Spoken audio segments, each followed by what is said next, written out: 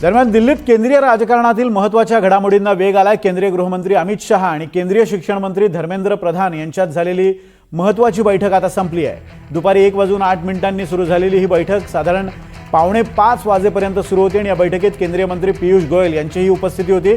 दरम्यान आता पियुष गोयल आणि अमित शहांमध्ये स्वतंत्रपणे चर्चा सुरू असल्याचं समजते। त्यामुळे आता धर्मेंद्र प्रधान यांचा राजीनामा घेतला जाणार का याकडे आता राजकीय वर्तुळाचं लक्ष लागलं आणि विशेषतः आंदोलकांचंही लक्ष लागलंय।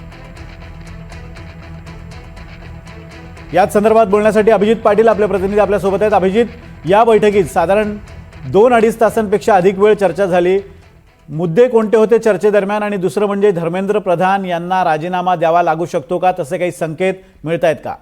आपण जर बघितलं तर सीजेपीची जी प्रमुख मागणी आहे त्याच्यात स्पष्टपणे लिहिलेलं आहे की धर्मेंद्र प्रधान यांचा राजीनामा घ्यावा किंवा त्यांची हकालपट्टी करण्यात यावी।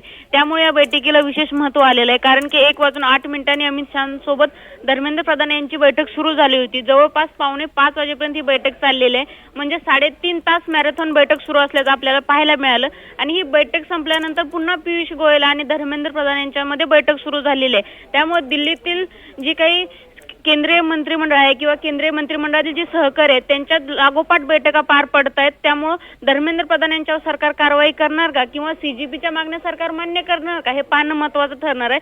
तर दुसरीकडेही सीजेपीने अनाउन्स केलेलं आहे की जोपर्यंत मागण्या मान्य होणार नाहीत तोपर्यंत आंदोलन थांबणार नाही। त्यामुळे आता सरकार काय निर्णय घेतं हे पाहणं महत्त्वाचं ठरणार आहे।